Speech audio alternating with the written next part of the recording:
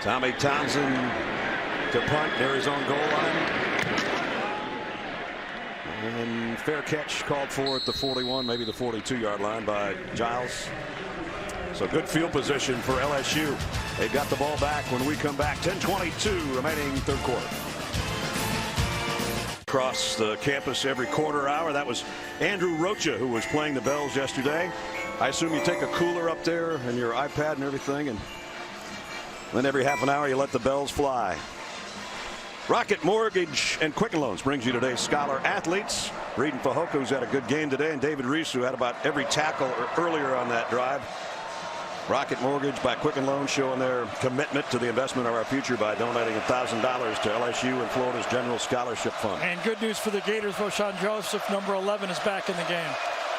For LSU, a first down at its own 42. Burrow wants to go long, comes back across the middle to Morrow, the tight end. And he's got it, a big gainer. Well, if you're LSU, you do not feel bad about trusting your quarterback. He's 13 for 16 coming into the game. He deserves it. There is a flag on the play. Joe is backing up to his own 30. Holding. Offense, number 77. 10-yard penalty. Replay, first down. This is a case where your quarterback knows because he's standing 40 yards downfield from the rest of the guys. You're always the first one to find out. Sadiq Childs, number 77, was the guy that was called on the play. He is right here on the right side. Negates a 26-yard pickup for Morrow, the tight end. There's a penalty story on the day. And that makes, with this long yardage, it makes those two defensive ends real factors in this game. It gears up the defense, even though it's first down. They've got him back at the 32-yard line. Burrow, that one's tipped at the line, incomplete. Was going to be a slant to Giles. Might have been Campbell that got a hand on it. So you have a perfect first down call. You get the position to get the ball, inside the 30-yard line. You're about to put some type of points on the board with your kicker, and a hold on the play puts you way behind the chains, especially with this fierce pass rush that Florida. Remember, their game plan was, we're better than them if it gets down to a pass rush game. 2nd and 20. Chauncey Gardner also back in the game. Burrow, little short screen pass out. Edwards-Helaire, and look at the Gators swarm around him. When you have 23 in the game, he's your quarterback. He's moving everybody around. He's doing the things you have to do. Ran off with that knee position. Watch him do the work. He's moving everybody around, has played 3 years, and he is again in the right spot at the right time.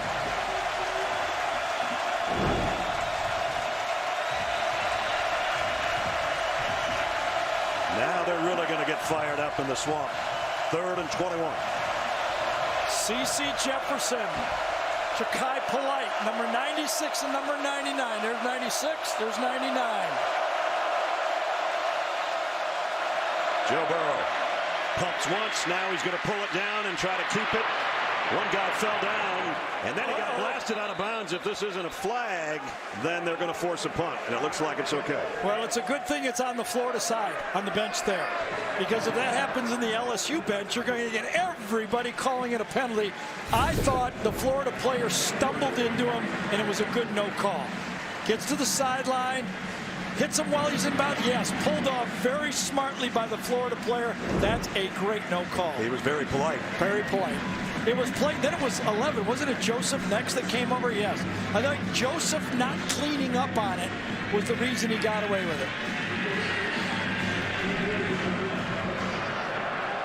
Freddie Swain hasn't been able to handle a punt cleanly. They're trying to get a return. This one's high and deep. And he's got to call a late fair catch around the 8-yard line. Boy, he does call him late. You're right about that. 8:35 remaining. Big pass play to Hammond. Didn't result in any points, so we're still at 14-10.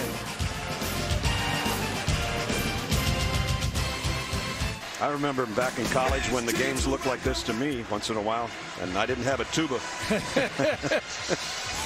I don't know if you have to go as far back to college to tell you the truth. Florida starts at the 8-yard line with a 4-point lead. 4 wideouts for Franks. Jordan Scarlett is with him in the backfield, and Feleipe still looking over to Coach Mullen, who's about 25 yards downfield.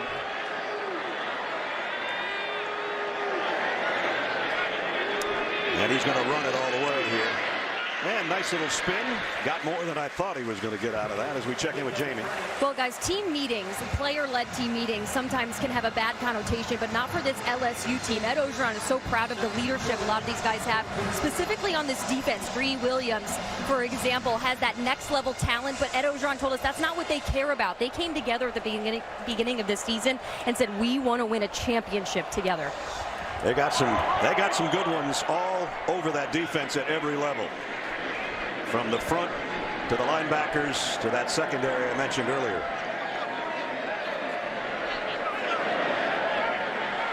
Second down to 4. Jordan Scarlett hit in the backfield, fell forward for about a yard. And you talk about over the years some of the great guys that have come out of the secondary in Baton Rouge and ended up playing at the next level. And a lot of people think, Gary, these are the next 2. Unless they get hurt and have a serious injury, it's a lock. Williams is as good a cover corner as we have in college football. And Grant Delpit, I read an article where his parents do not like him being compared to other players. No, have you heard that? That's right, yep. You know who he reminds me of, though? Go ahead. I don't like the listening. He reminds me of Eric Berry type talent, the Tennessee strong safety. That's a good one. 3rd and 2. Feleipe Franks with time, short, but too short to Van Jefferson. Jefferson, I don't know if he ran the route too short or if that's all Franks had, but he's short of the first down. If you look here, the guess by Dan Mullen is LSU's going to play man-to-man. Watch the 2 receivers come over here to block for the crossing route. Trouble is, LSU is playing zone. Nobody to pick. You come back, catch the ball, and no gain. You call one expecting man. That time, Dave Aranda guessed correctly. But doesn't Van Jefferson have to get a hair deeper to know where he is in the field? Yeah, and I think he doesn't have that yellow line out there. That's true. Good point. But you're right. He should have, but when he saw those 2 picks, he thought somebody was chasing him, and he did not do it. Second straight 3 and out. So the punt away, fielded at the 44 by Giles. And Giles back to the 42-yard line of Florida. Great field position again, as Florida's going to have to get their defense right back out there. Yeah, Jonathan Giles went from number 7 to 12 for a little luck, and I thought he might have dialed it up there. We'll tell you more about the number change when we come back. 14-10 Gators.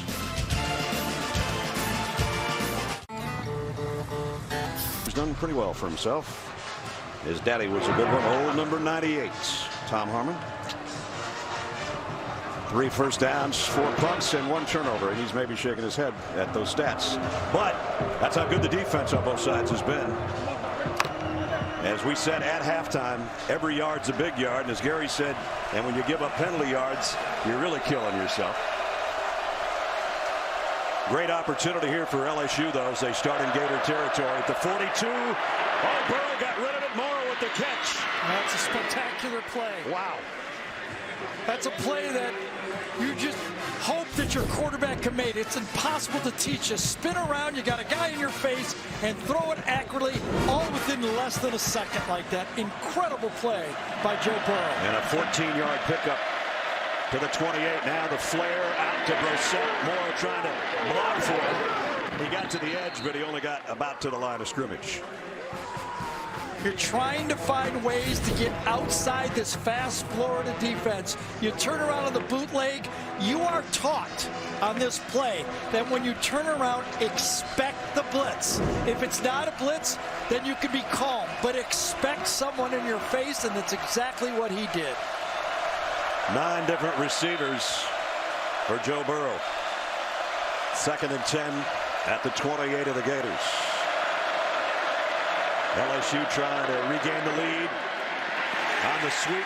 That's going nowhere. Derek Dillon, he had a big one in this game a year ago, and he stopped in his tracks by Joseph. I'll tell you, Rashawn Joseph is having a spectacular football game here. Remember, he is chasing a wide receiver. He's an inside linebacker.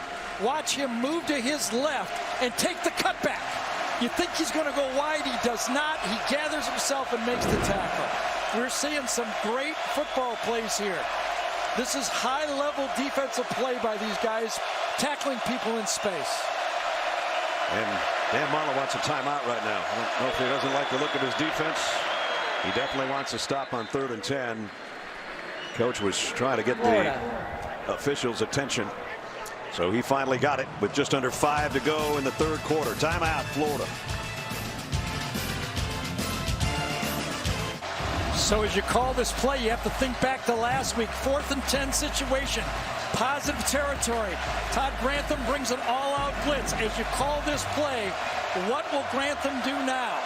Will he sit back and depend on his pass rush? Looks like it. No. They're going to come again, I think. They're dancing around over there on defense. They're going to come again. Here they come. Burrow throws the slant, and it's swallowed up by who else? Chauncey Gardner-Johnson. It's just the way he lives. It's the way he coaches, Todd Grantham. Despite getting beat, you see a lot of sugarcoating here, but he still ends up coming at the end. When he was at Mississippi State, he called the blitz against Alabama and cost them the game.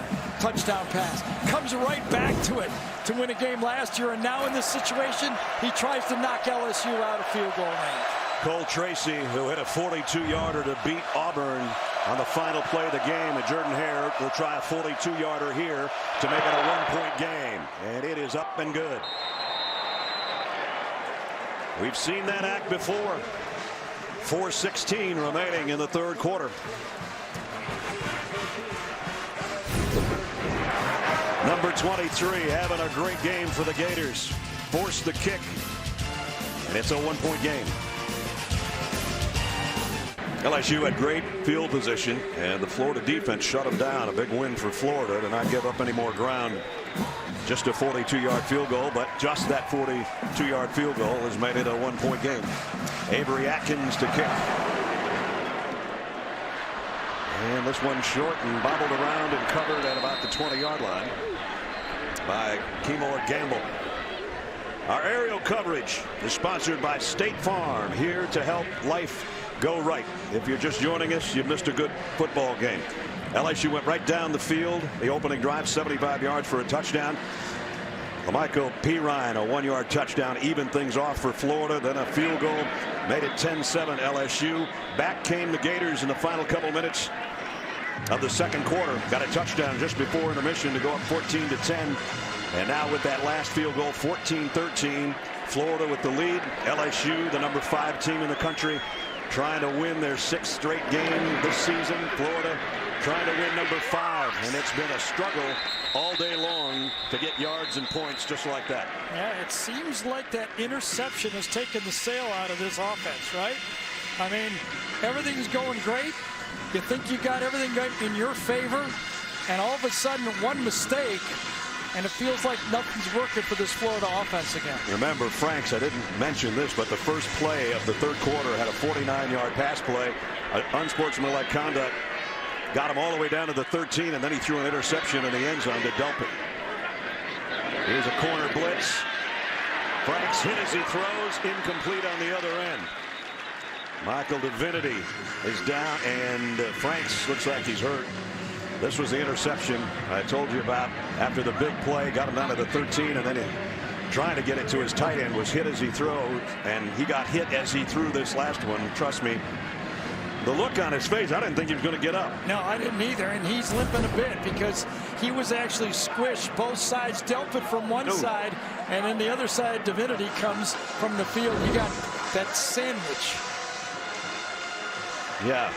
Franks are one thing to eat. Sandwiches for Feleipe, not good. I knew you'd go there. 3rd down and 10. We were apart for a while, but I still knew you were going to go. Here comes a blitz from the secondary. Franks, and he one-hops it. Closest guy was Perine. And it's a good thing he did, because there was nobody to throw to on the play. Kristen Fulton, number 22, had the receiver at the bottom of the field just covered like a blanket. A good throw would have been intercepted. So 3 straight 3-and-outs.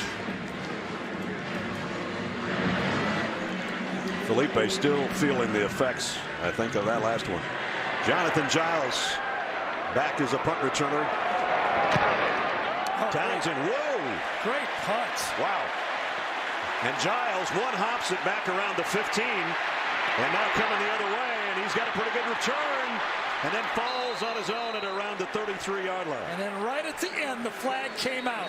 That's where you have to have that discipline not to make that late block and really cost your team field position. The late block that wasn't needed.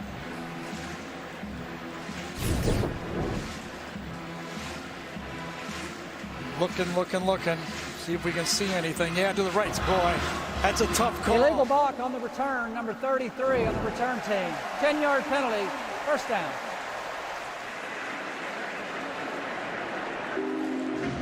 Well, the second down pass by Feleipe Franks, Brad, you said that he may still be feeling it. I think you're right. There's three guys. Yep. Bent him around, didn't it? You can be 6'6", but you can't go three different directions at the same time. And when you got Rashard Lawrence coming over the top and you get bent back, yes, that one hurt. So, back at the 22 is where LSU goes to work. Edwards-Helaire behind Burrow in a pistol set here. And gives it off to him, and David Reese is there to meet him at the line of scrimmage.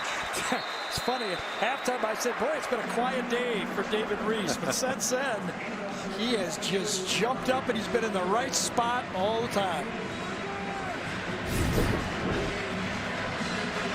Game's starting to get a little chippy. Whoa. Is it ever? Good job by C.J. Henderson not forcing a play there and doing something silly. That was Sullivan that got a hands to the face on C.J. Henderson. Play action for Burrow. Loads it and fires deep left sideline. Overshot the intended receiver, Stephon Sullivan again. C.J. McWilliams was back there covering. That's third down and 10. We got a long ways to go, but the way this thing has been handled by the defense, you get the feeling that the last people that have the ball might win the game. I've done 9 of them. That's been the trend. All for, I think, 2 games. It's been who has the ball last and which defense can make the big play. Ooh, it's noisy in here right now. Jefferson in motion to the slot. Burrow. They might have blown this dead. Goes down the middle to Morrow. That would have had a first down, but flags again at the start. Might have been Deculus who came out of his stance right there. Right. It was. Before the snap, false start. Offense, number 76, 5 yards, third down. And you think the fans were fired up on that last play? They will here too. Well, it's like a double whammy for an offensive tackle when you play in the SEC on the road. The crowd is so loud you cannot hear the snap count, and then you have that fast guy in front of you.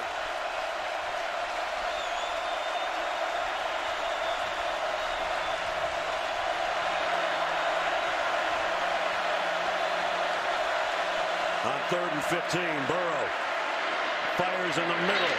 Complete, but way short of the first down. Derek Dillon and that Gator defense, and number 33 and number 11 are there again. Pre-read says to Joe Burrow, I don't have enough time to get a first down. I know my offensive line is struggling. I'm just going to have to take my medicine and throw the ball short, move it forward, and force the punt in this situation. Sometimes discretion is just what you have to do. Yep. A punt's not the worst thing in the world, unless you get one blocked. And this is a dandy as well. Freddie Swain backpedaling over his head, and he's just going to have to leave it right there. It's going to be down around the 16-yard line. Back-to-back great punts in this football game. Let's check in with Jamie on Feleipe Franks. Well, he's coming back in the game, but this last series, before he sat with the towel over his head pretty much for the entirety of that series, he did go to the offensive line group and kind of rallied them together, but he looked to be in pain. He took a couple warm-up throws for that right shoulder, really trying to move it around, but that would be the thing to keep an eye on, guys. He was bounced around a year ago, likewise this year, but he keeps getting up. After that 61-yard punt, the Gators have to start at their own 16. Jordan Scarlett with Feleipe Franks in the Gator backfield. They faked it to him and come up throwing. Complete out and backpedaling is the tight end, Ciante Lewis, and he got about 9 out of it. Don't forget, later in the game, the play of the game presented by Napa Auto Parts. That play of the game might still be living out there in the fourth quarter. We'll wait and see. We're down to 1:25 in the third.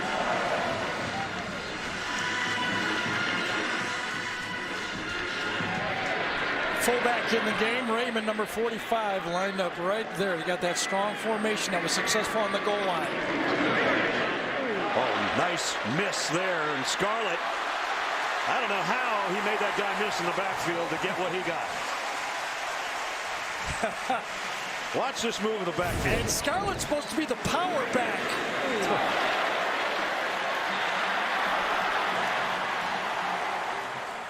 Mika Bakersfield, number 23, comes into the backfield and just, I don't want to say whiffs, because he was coming full speed on the play and just sidestepped on the play. Bakersfield is playing because Jacob Phillips obviously is not. That was a game time decision, and I don't think I've seen him in the game at all in this game, number 6. Tight formation to the right again with just one wide receiver down to the left. Jordan Scarlett again put his foot in the ground and cuts to the left side, and 2 tough runs back to back. He's out to the 41. Can you run the ball when you have to? And this time, great job by Nick Buchanan, the center that time, number 66. He stayed with his block, and then what all the good ones do, they take you the way you want to go, and that's exactly what he did. And that counter by Scarlett counts us down to end number 3. I don't think you want to go away, everybody. 15 to play at the end of 3. Florida hanging on for dear life at the Swamp, leading by 1. We'll return to Gainesville after this message and a word from your local station.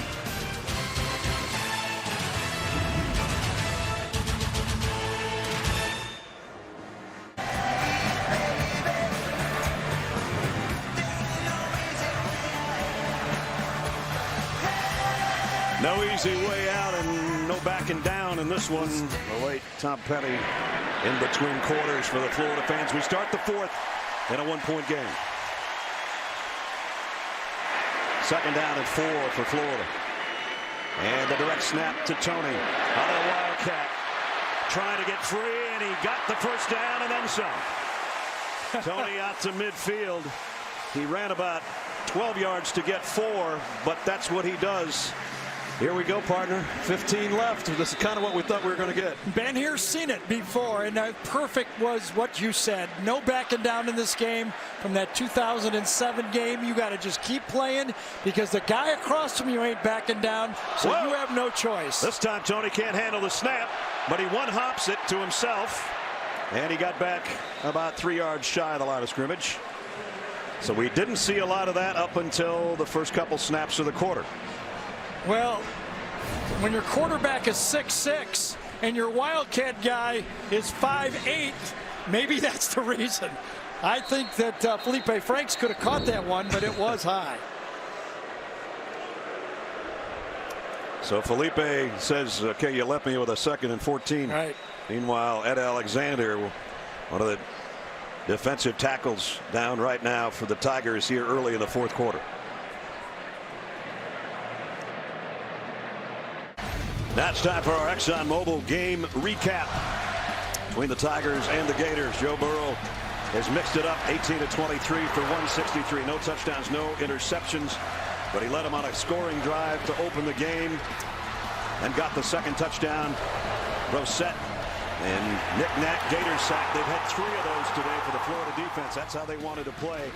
And you got to give Perine a bone. 13 for 59 for Lameco, including a touchdown. And Franks, frankly, my dear, laid out there for the touchdown that gave him the lead back to the tight end. A mistake over the middle as Grant Delpit with his 3rd interception of the season. We've got a couple of field goals in there from Cole Tracy, and that's how we sit right now, 14-13. And the Florida fans felt that Ed Alexander might have been embellishing this injury because he walked off the sideline and then just kind of went down on the play. Watch here, left side of the screen, number 99. I think as he bent over, though, he just cramped up. This is not a game where either team is doing hurry up. In fact, Dan Mullen on the year, this team is only averaging 59 plays a game, and that includes a game against Colorado State when they ran 83 plays. I'm not 331 pounds either, but I think I'd be cramping up if I was down there. Totally. That was no tactic there. That was just a big guy cramping up, needing some liquids.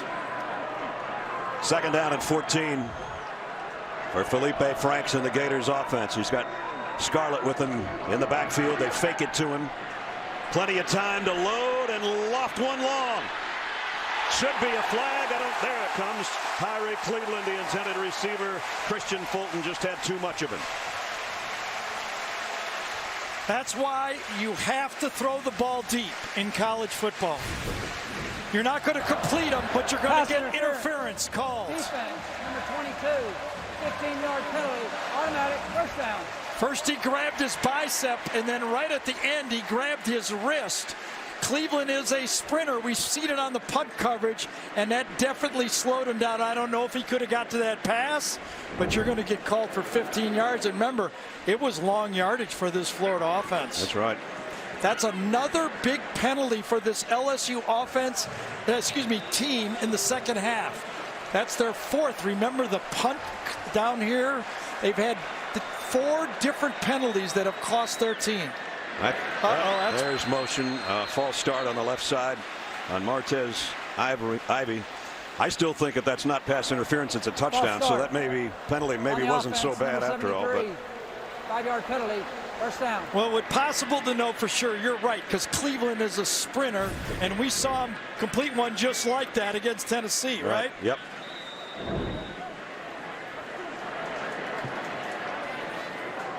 As you look in from high above with 14 minutes to play,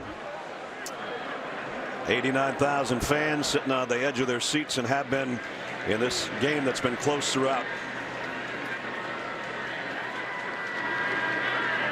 Play action.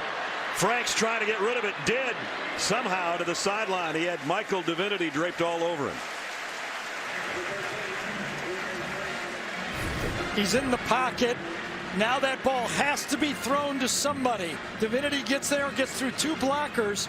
Is the ball thrown to somebody? Yes, there is a Florida player over there, and that's the 240 pounds of Franks that comes through on that play. And lives for another play at second down and 15. By the way, that's a linebacker that is close to 240 pounds as well. He shook off. All 3 receivers to Frank's left. Looks that way, steps up, throws short to the 40, complete. And we go to New York, a Ford update. Here's Zook. All right, Ness, thanks. The Buckeyes had trailed Indiana 17-14. That changed quickly. You think this guy's open? Paris Campbell gets the pass from Dwayne Haskins. 71 yards later, the Buckeyes are on top, 35-20. Haskins with 4 touchdowns, 5 incompletions. Back to you. Kind of easy to pad your stats with a guy like that wide open. LSU has been able to get really no pass rush with just their front 4. Coach Orgeron told us that's the biggest disappointment in this team. He does not have that guy who makes the offense get scared. Will he be forced to bring pressure? Caleb on Chason would have been that guy. He's out for the year. Franks trying to buy himself some time. Throws, and it is complete to Kadarius Toney. Short of the first down. Does Toney get his foot down? Let's take a look here.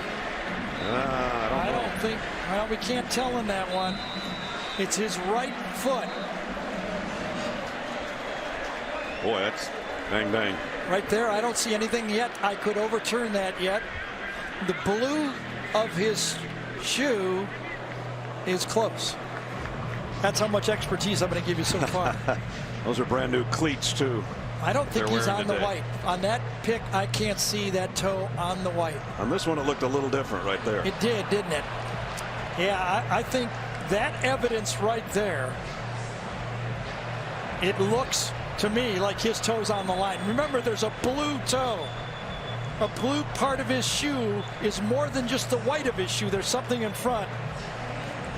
And yes, I think Greedy Williams giving him that little shove took that momentum and pushed him into the white line. I think it's going to come back.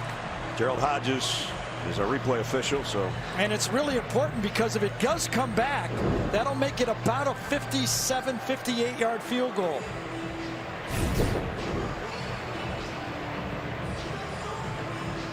If we could get Dunlap to move out of the way there. Nope, he's not in the way. Boy, this is, I'll tell you, different angles give you different looks on this play. Yeah. So if you're the replay official, how do you overturn it? It's a difference between a 57-yard field goal and a 48-yard field goal. And McPherson has hit a 48-yard field goal, his longest of the season. How can two pictures look so different? After review, the player's foot was out of bounds. Therefore, it's an incomplete pass. It'll be 4th down at the previous spot. Two different views look different. I guess you only need one to make it incomplete. So the punting unit has to come out. As Gary said, a drastic difference. Yeah, because that would have been a field goal try for sure. Tommy Townsend last week could have been almost the player of the game, the way he knocked 5 punts inside the 20-yard line in the win over Mississippi State. That's all he wants to do right here, to keep Jonathan Giles from doing anything with it as a return man on the other end.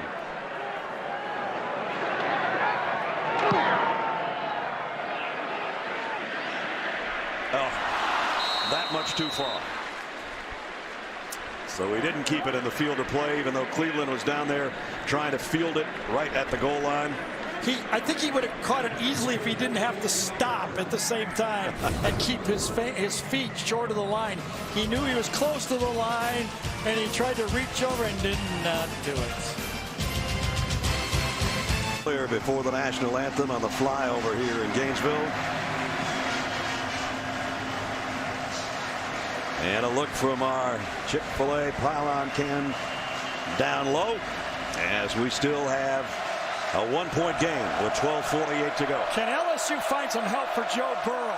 They have not been able to run the ball, only 19 yards in the 3rd quarter. Here's Brossette finding him some room and some help. Nick Brossette all the way out to the 50. Going into that play, the longest run of the day was by Joe Burrow for 21 yards. Remember, this is a Florida defense that gave up over 300 yards rushing against Kentucky.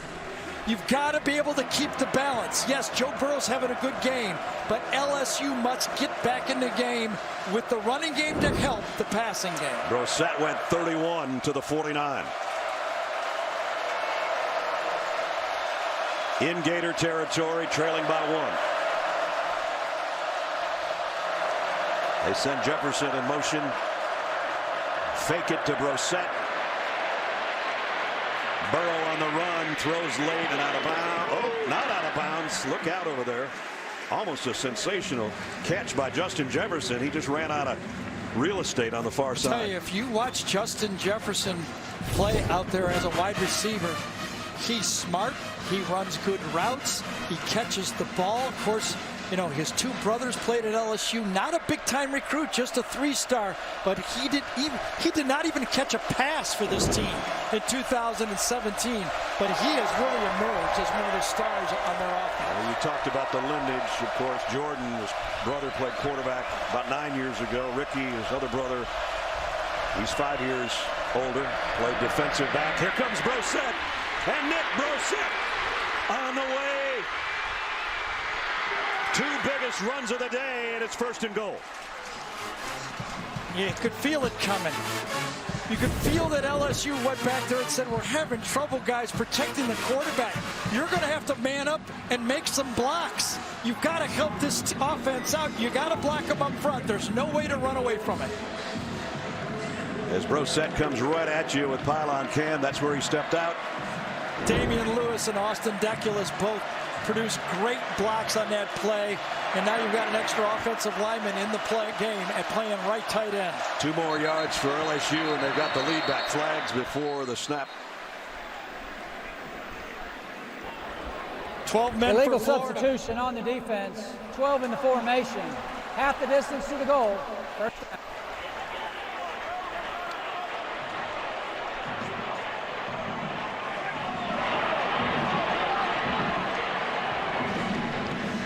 So that moves it just outside the 1. Well, you know, there was nothing there. 1, 2, 3, 4, 5, 6, 7, 8, 9, 10, 11, 12. So now it's at the 1-yard line. Let's see if Joe Burrow takes it himself. Nope, keeps it on the ground inside. Touchdown. Nick Brossette. He did all the work, and he got the final yard.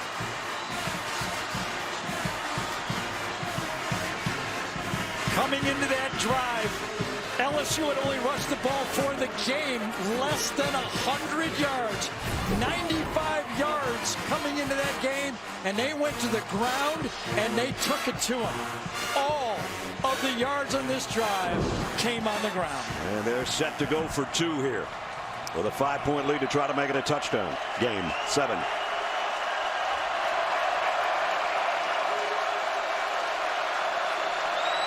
Burrow under center. Jefferson, they fake it to him on the sweep. Burrow throwing to the back corner, broken up. Trey Dean, the freshman, knocks it away from Derek Dillon. He did, and also Chauncey Gardner made a great play, taking out the back in the flat, nowhere to go. Gardner Johnson, number 23, see him covering Brossette on the play, only one guy to throw to, and Dean makes the play. Long drive, missed 2-point conversion, but LSU's back in front. How does Dove Men Plus Care antiperspirant? Sometimes in the running game, your running back has to make it go. Nick Brossette feels it and cuts it and makes it go. And sometimes the offensive linemen have to make it go. Watch 76, Austin Decklis right there. Watch him help on the snap and then go find the linebacker. 2 blocks on one play. You can't do better than that. That's what makes it go. Sometimes it's the running back. Sometimes it's the offensive line. Now the first run was 31. The second was 42. The last one was for the touchdown. 79 yards of that 80-yard drive in a minute and a half. Nick Brossette. Got all choked up watching that pass blocking and run blocking. You got choked up. Cutting. Yes, I got all choked up on it.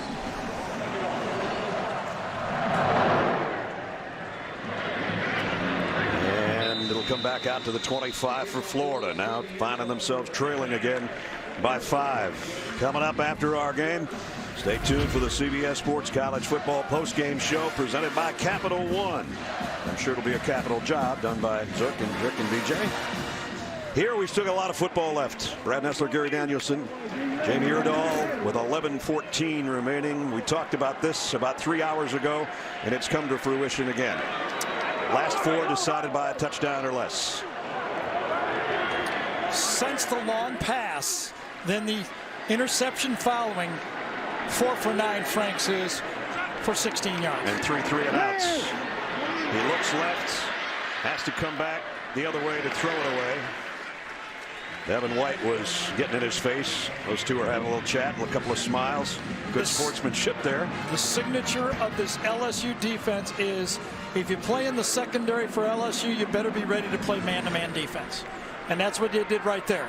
Played man-to-man, nowhere to go with the ball.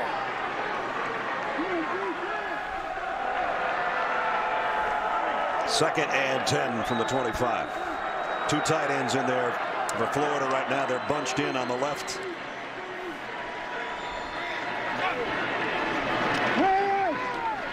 Franks fires one. Back shoulder throw and a beauty. Van Jefferson. Cow. You went against 2 future NFL players right there. Greedy Williams on Van Jefferson. Watch this throw, and Grant Delpit comes over and rips him. What a play. What concentration to hold on that ball. 2 guys that are going to be playing on Sundays sooner or later. And what a catch by Jefferson and a nice throw by Franks, and they're in LSU territory. Sometimes one guy's just better than the other guy. And Franks has to throw another one away. Like I say, sometimes it's a scheme and sometimes it's just the guy. Take a look at the Associated Press top 10.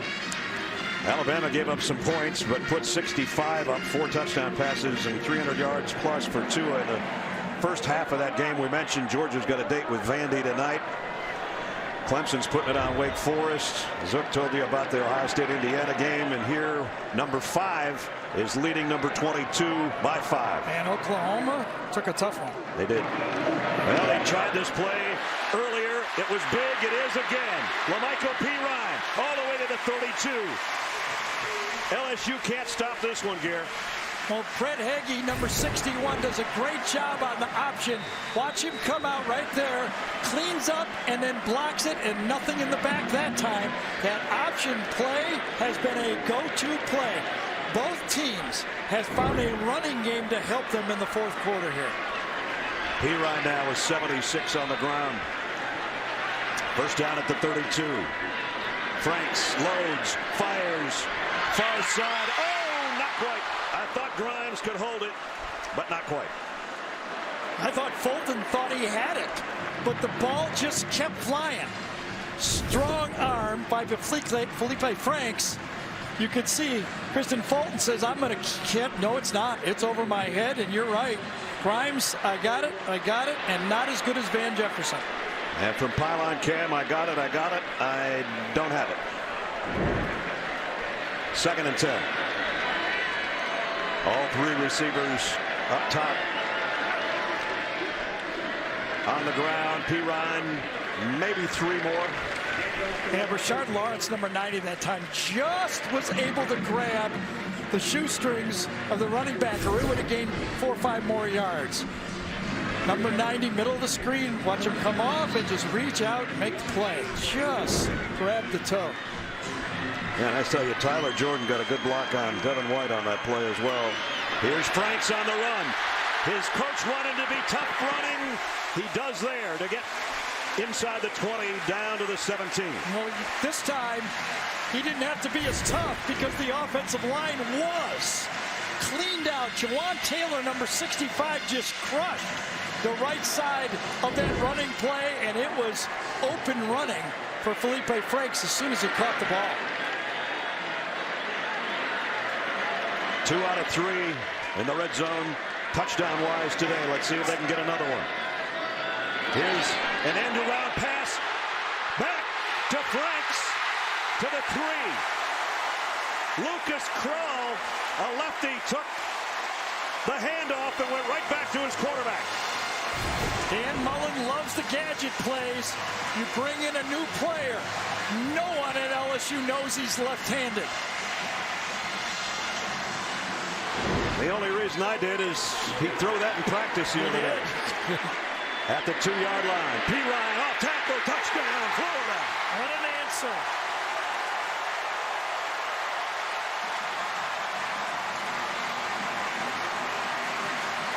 And now Florida will go for 2.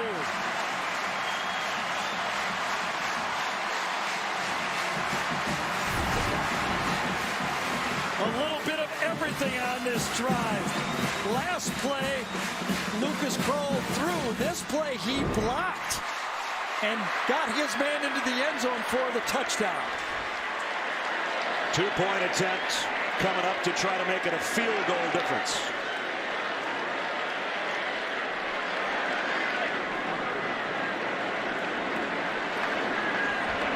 Tell you what, if you want to dial up a close game, just do LSU against Florida. They seem to always produce. 2-point conversion. Franks rolls, getting pressure, has to throw it away. It remains 20-19. They just about ran the same play, both sides, and it was almost defended exactly the same by both defenses.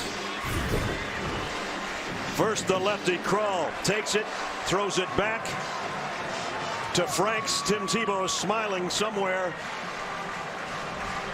And then the guy that's been the workhorse in the third quarter, Perine, caps it off.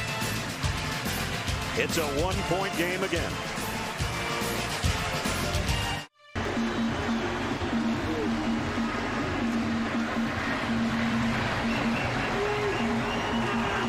You think the Gators are into it, including their head coach? Deafening noise in here during that timeout. 8:48 to go. Florida by 1.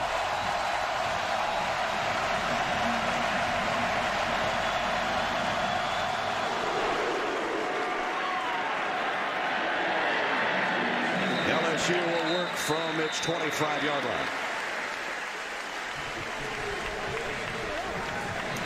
The last 2 drives, the ground game has come to life. Both quarterbacks have had their moments. But remember, it was loud at Auburn. Very similar situation. And Joe Burrow let him down for a field goal to win the game. He's got experience. The guys in that huddle are looking at him and believe he can do it again.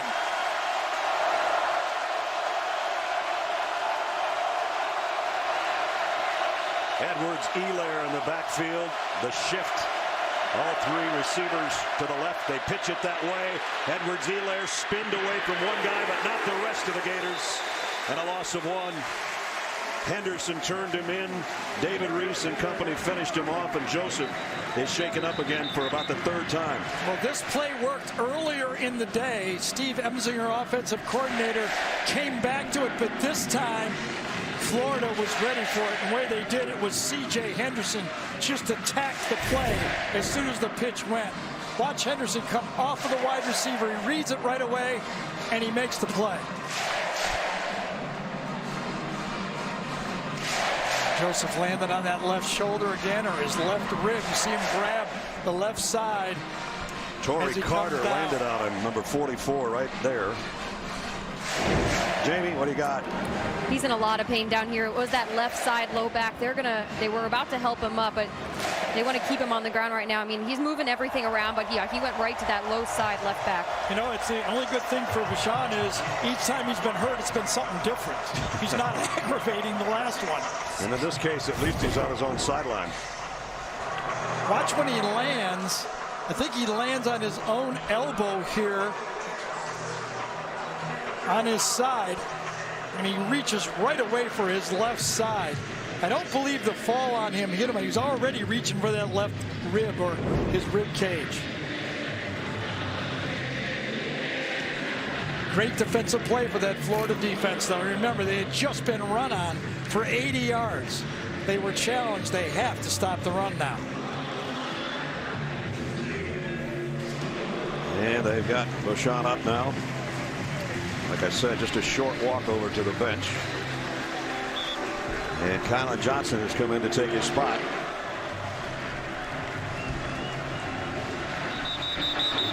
Meanwhile, it's 2nd down and 11 for the LSU offense.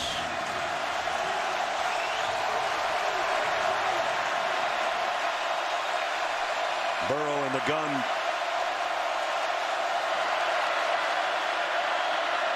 Play action, hit as he throws, incomplete. Feleipe with the hit on the quarterback. Well, right now, Ja'Kai Polite, C.J. Jefferson, and Jabari Zuniga are not being able to be handled at all in a pass rush situation. He took Sadiq Charles, number 77, and just threw him away before he hit the quarterback.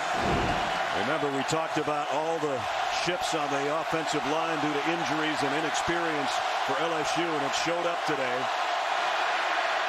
Burrow trying to buy himself a little time. Now he's going to tuck it and run it, and he's got a 1st down. Almost tripped himself up and would have been short, but he fell forward. Decent time to throw downfield, but just a shoe that time.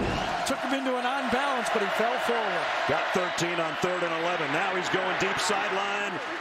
And looking for a flag as Jefferson. There it comes. That'll be interference. That's the toughest play for a defensive back. A well underthrown ball. This was not by design at all. Trey Dean, number 21. This is thrown as a deep ball, but it's underthrown, and he grabs Jefferson. Interference on the defense, number 21. 15-yard penalty, automatic 1st down.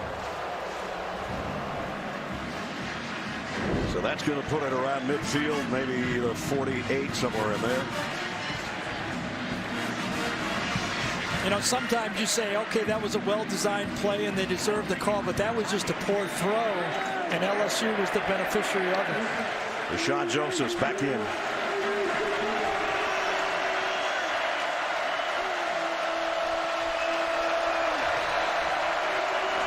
Eight-minute mark, first down, LSU back in Gator territory.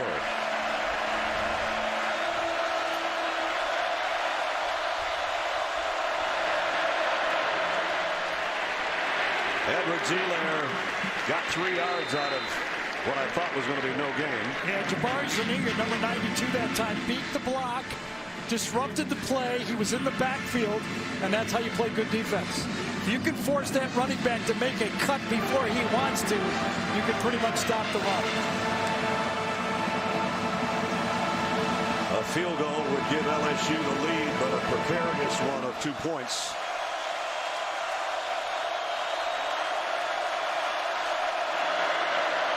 Edwards-Helaire again. This time, David Reese all over him. Some guys just have a knack for feeling the blocking scheme and going behind it to make the tackle. Coming on the left side, he's going to come behind the blocking scheme and make the tackle. You have to have a lot of trust in your ability to stay behind the play and then backdoor the tackle. Reese, who had back-to-back seasons against these guys of 12 tackles, has got to be in that area again today. It is 3rd and 7. Ja'Kai Polite, 99.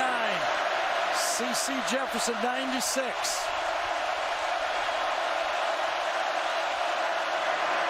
Joe Burrow hit again, trying to throw it. And it was C.C. Jefferson that made the play that time. They helped on Ja'Kai Polite. They double teamed one side so the other guy makes the play. Watch the help to this side. The sack or the forced fumble comes from the other side.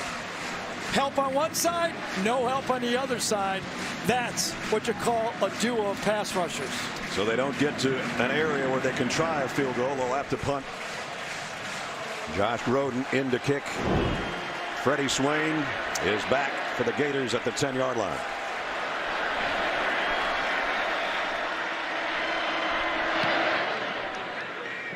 Swain's going to let this one go, and it's going to be a beauty for LSU down around the 3 somewhere. So 6:24 remaining. Florida's got the lead by 1, but they are in a deep hole down near their own goal line. Tonight on CBS begins with back-to-back comedies, The Neighborhood and Happy Together, followed by God Friended Me and a new edition of 48 Hours. Tonight, only CBS. Let's see what you got, Florida. You're going up against one of the great defenses in college football. You know if you dish up a 3-and-out here, it's most likely going to be a 3-point field goal for LSU. You have to make at least 2 first downs here. Trying to stay within a game of Georgia and Kentucky. That's what Florida's trying to do, to try to go to 5-1. LSU trying to go to 6-0 and remain perfect and remain in the top 5. Gators from their own 4. Jordan Scarlett in the backfield. Tony gets a handoff on a sweep, and he got maybe 3. Good job by Delpit to stay home there and follow number 4 across the field to make the tackle.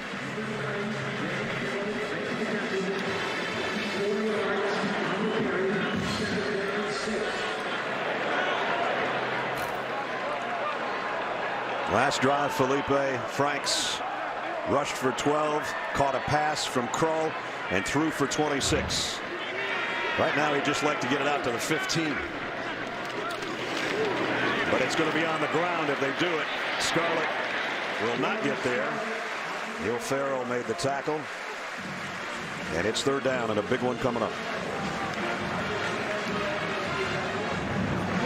Gary said they need 2 first downs. They're a yard away from one of them. Well, you know what Dan Mullen wants to call. He wants to call the quarterback run. It worked for him before. Will he dial it up now?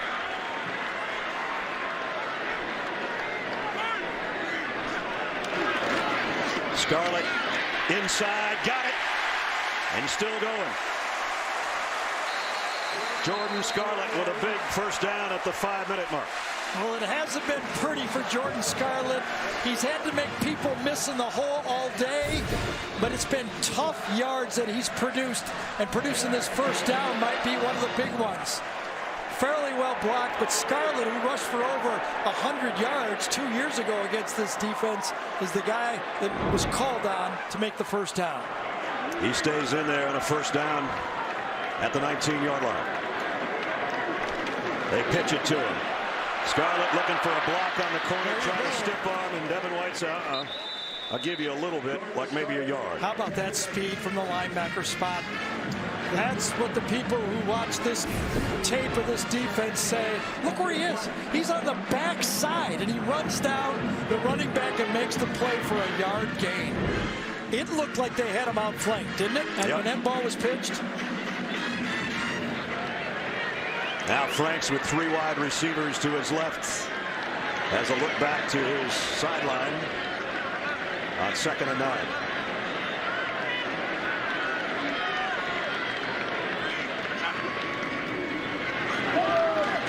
Scarlett got to within 2 yards of the first down marker.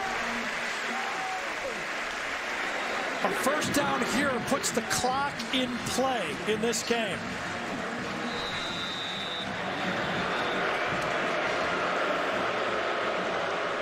And we've got a timeout. Oh, we have a man down. We have a man down. It's Rashard Lawrence for the 2nd or 3rd time today. Holding his right shin or calf. Could be a cramp as well. Well, he struggled a year ago with ankle problems and missed a few games. Plays a lot of plays, taking on 2 blockers. Good job by that Florida offensive line to make it 3rd and short again. Remember, with a first down here, the clock is major. It will force LSU to think about using their timeouts. Majority of the time, Rashard Lawrence is battling about 700 pounds on the other side, and he did get double teamed and walking off gingerly. I always feel like once you have an ankle sprain or a bad ankle injury, it never really goes away. Yeah, it's true. It's given Feleipe Franks a long chat with Dan Mullen on the sideline. Last time on 3rd and 1, they gave it to Jordan Scarlett, and he worked his way for the first down to pick up the first of what Gary said they needed, at least 2 first downs, even if they just had to play field position, because they were buried down inside their own 10 to start this drive.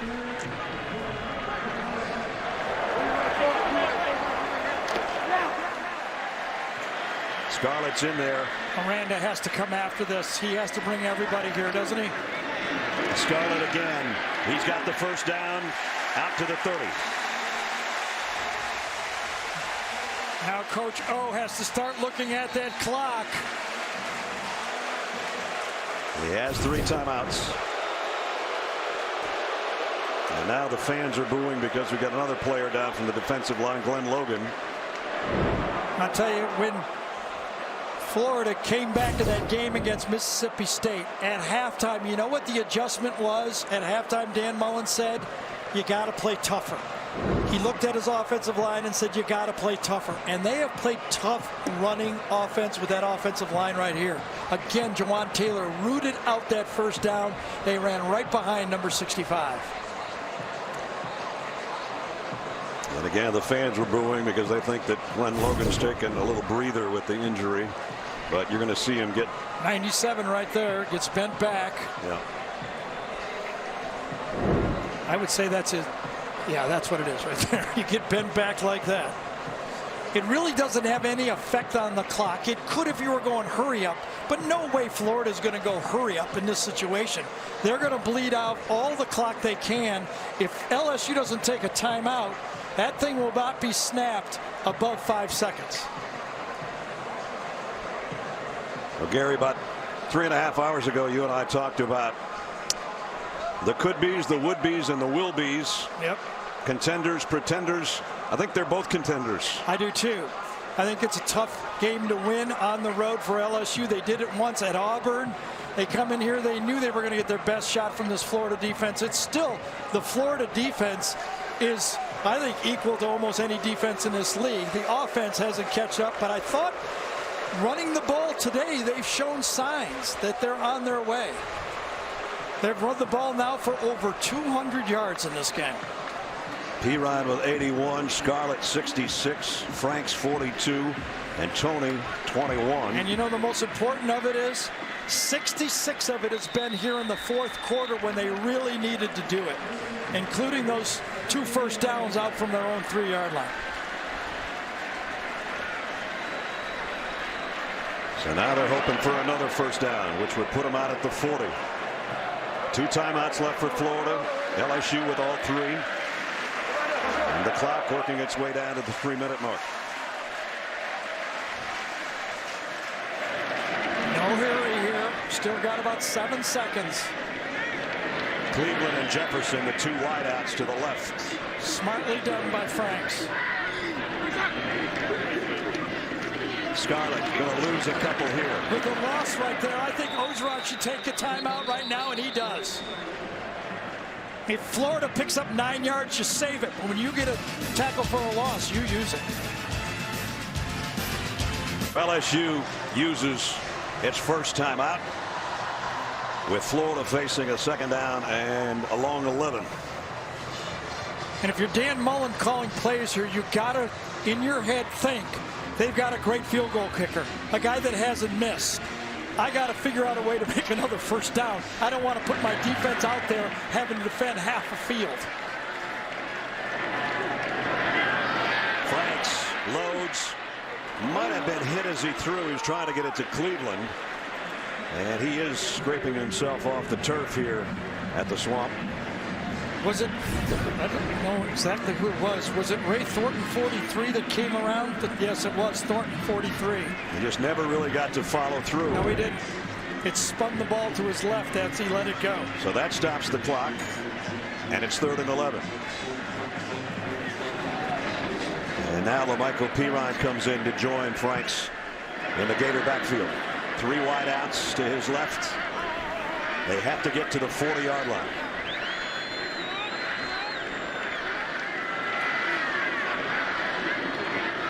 They keep it on the ground at Perine. Not going to get there. You got to take a timeout. There's the 2nd. With the college rule of the first down timeout, they're much more valuable on defense than offense. Those timeouts. Flag thrown just as we were going to that. Ed Orgeron called timeout, and I don't know what it's about, but we're about to hear it. Double unsportsmanlike conducts, I guess. Van Jefferson got pushed off the pile, number 12 for Florida. But in this situation, if you give the penalty to LSU, if you only call it one way, game's almost over. Offsetting means you just, it's 4th down.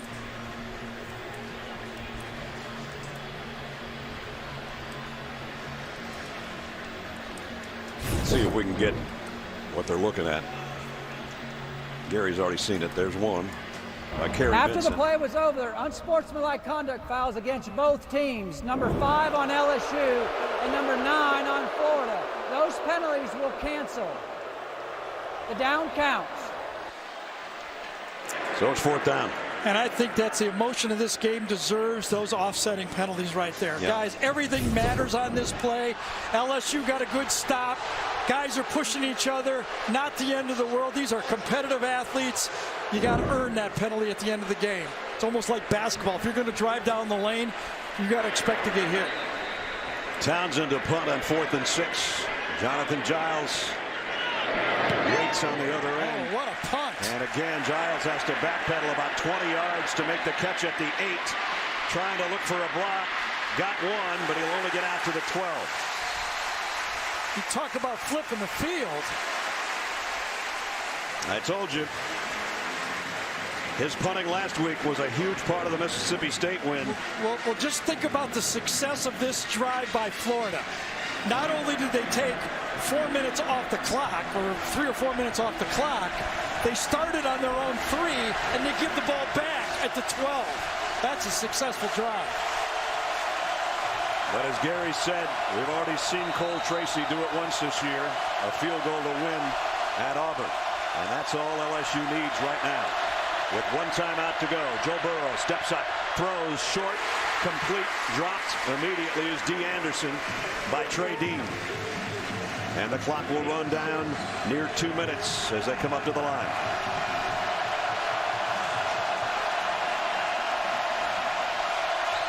Second and 4. Burrow throws incomplete. His receiver fell down. It was intended for Stephon Sullivan.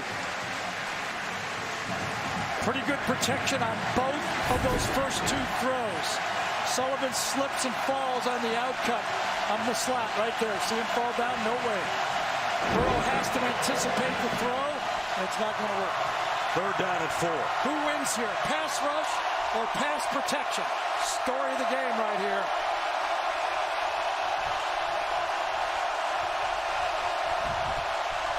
Blitz.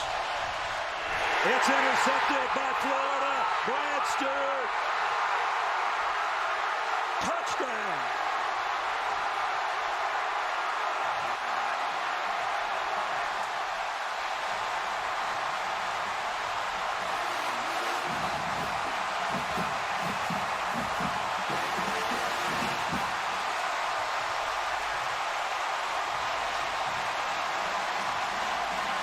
The only Gator on the roster from the state of Louisiana. Interception by Brad Stewart for a touchdown. First look, does he score? Yes, he does. He took the camera and the pylon and everything with him. After the touchdown. Unsportsmanlike conduct, number 9, Florida. That penalty being forced on the kickoff. Touchdown's good. And this is a huge penalty because this would just be an 8-point game. Joe Burrow threw his first interception of the year, but the game is not over. An extra point here makes it an 8-point game.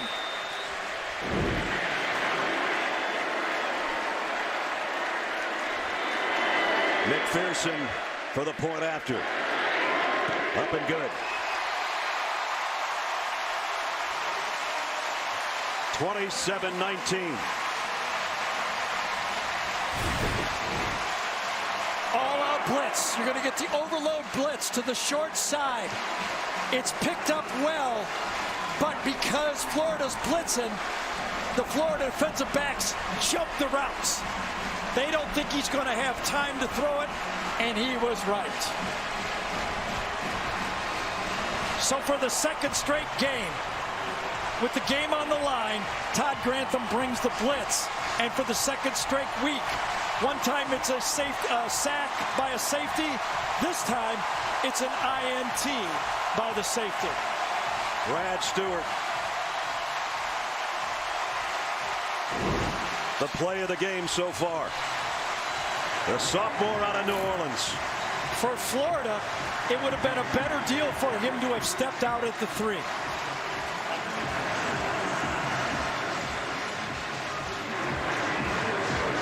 You can't lose if you step out at the 3. The game is still alive here with an 8-point game. No one's going to try to do that. I get it. But just the way it goes sometimes. That's right. With LSU with only one timeout left, you can run the clock out. Yes, you can.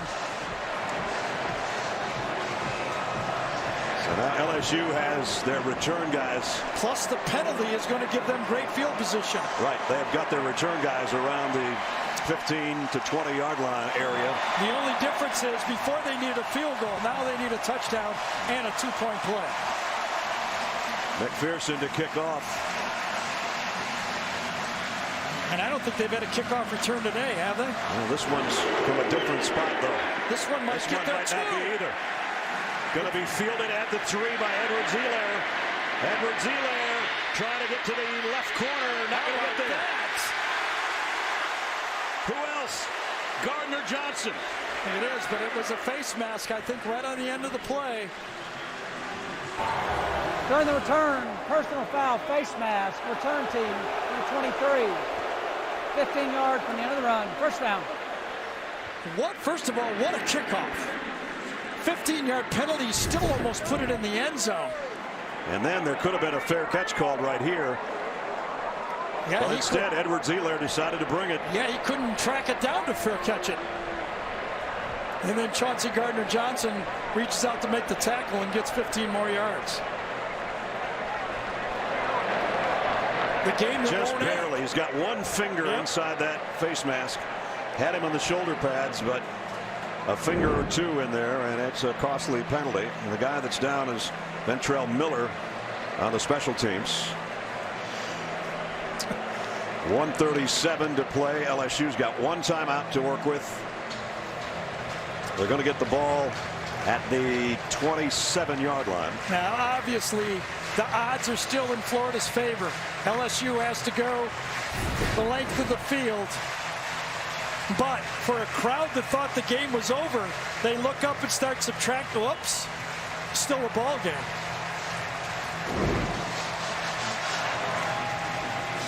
That's how much green they've got to cover, and they need a touchdown.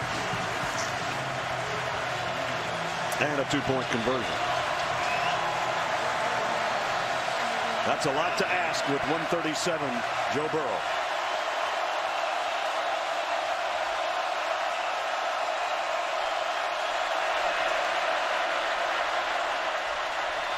Burrow in trouble, goes down again. It's C.C. Jefferson. No, it's Perine again. Take a timeout. You have to take a timeout. And this is the part of the game where Joe Burrow, if it's not there, has to get rid of it. First of all, he burns a timeout. Even if he would have got out of the pocket, he would have only got 4 or 5 yards. Time more valuable than yards for the quarterback on that running play.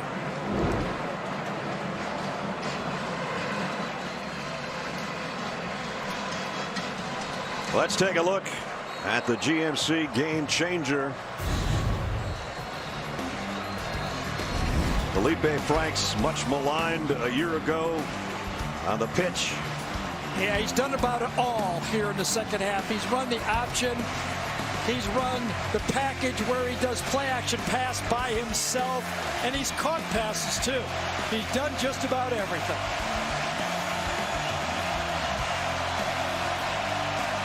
LSU out of timeouts. Their undefeated string on the line. 1:29 to go. Burrow steps up. Look out. Down he goes again. Another sack. Zuniga that time. And that's sack number 5. You just got to throw the ball. If it's not there, throw it out of bounds. All day, that mental clock should have been ticking. You know your offensive line cannot hold up that long. Going to be about a minute left on the snap. 3-man rush for Florida. Burrow, far sideline, tipped. Incomplete. Brad Stewart, who had the interception a moment ago, tipped that one away. I thought this one was going to be picked off too. I thought Stewart had it all the way. He almost overran it. Last chance for the Tigers.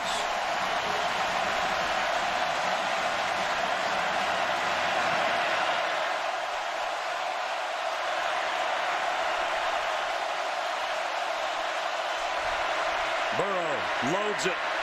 Deep middle. Got it complete. Derek Dillon. On a huge 4th down. They complete this. Florida only rushed 3 players on that one. Only a 3-man rush by Florida. 45 seconds. Burrow. Far side going to throw this one away. That's what you got to do. So on 4th and long, the MO, bring people. That time, Todd Grantham said, no, I'm going to sit back. Joe Burrow took advantage of it and produced a first down. On 4th and 17, he got 23 yards down the middle to keep the game alive. I guarantee you, if this ball crosses the 50-yard line, they're going to start blitzing. They've only got one guy in a stance defensively, a 3-man rush. Burrow throws to the near sideline. Jefferson, it went through his hands. It would have been a huge catch. That was a good look off by Joe Burrow. He faked as if he was going to throw the ball to the middle. He went to the outside, and it was a catchable ball. We've seen Jefferson make a lot of these already this year. That was almost one you depend on him catching. That was a perfect look-off by Burrow, and that would have set up gut-wrenching time for the Florida defense and their fans. 3rd down and 10. 34 seconds to play. They're going to rush 3 again, or will they bring more? Right now it's just 3. Burrow. Far side. Got it. No. Get it out of the hands. Again. Stephon Sullivan had it and dropped it. That's 3 straight plays that Todd Grantham has brought 3 rushers. One time they pick up 4th and 19. The next 2 they drop the passes. I think Sullivan was worried about getting out of bounds and forgot to catch the ball. But there's no reason for it, though, because on a 1st down, the clock stops. Another 4th down. Last time it was 4th and 17. No way they just rushed 3 here. They're going to bring 4, aren't they? No, it doesn't look like it. Florida. Well, it's not an LSU timeout. They don't have timeout. Florida. So 28 seconds remaining. In a game that has been a thrill of minutes, especially in the second half. LSU has won the last 2 times they played in Gainesville, in 14 and in 17. A couple of plays ago on 4th and 17.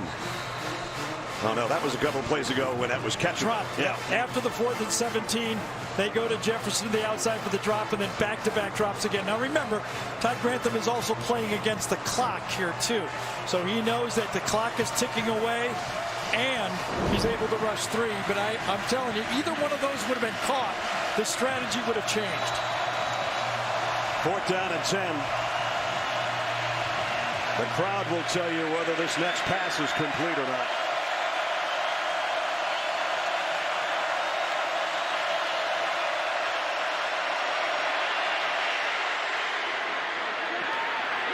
It's intercepted. Game over.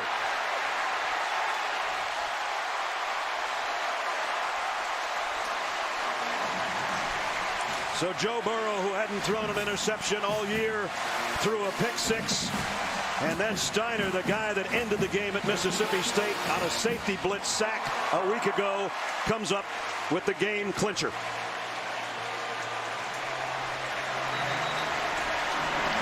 Just a 3-man rush. Jeremiah Moon comes around the corner to put the pressure on the quarterback.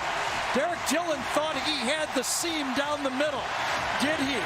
Looks like it would have been a tough squeeze to me.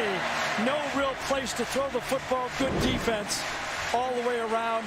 Got the benefit of a couple of drops, but the interception proved to be the difference in the game. Substitution on the defense. 5-yard penalty. 1st down.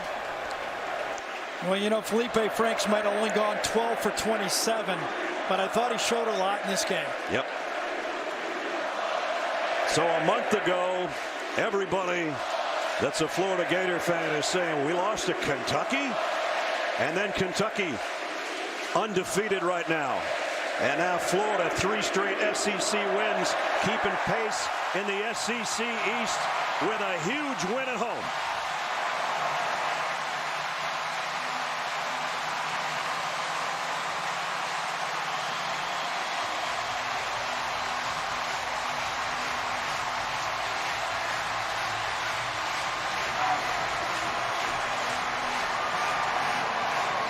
We said it a few minutes ago.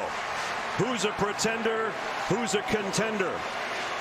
Both these teams at 5-1, and I will wager to say they're both still contenders. Last chance, the last gasp, and the interception by Donovan Steiner finishes it off for Dan Mullen's Gators.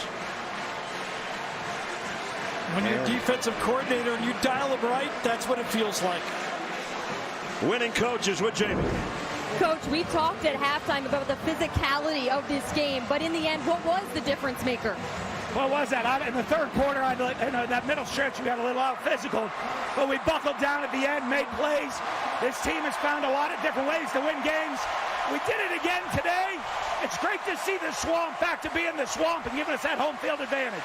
What can you say about the way Feleipe Franks operated this offense, especially down the stretch? They did a heck of a job. You know, I mean, he was getting banged up. They did a good job getting pressure on us.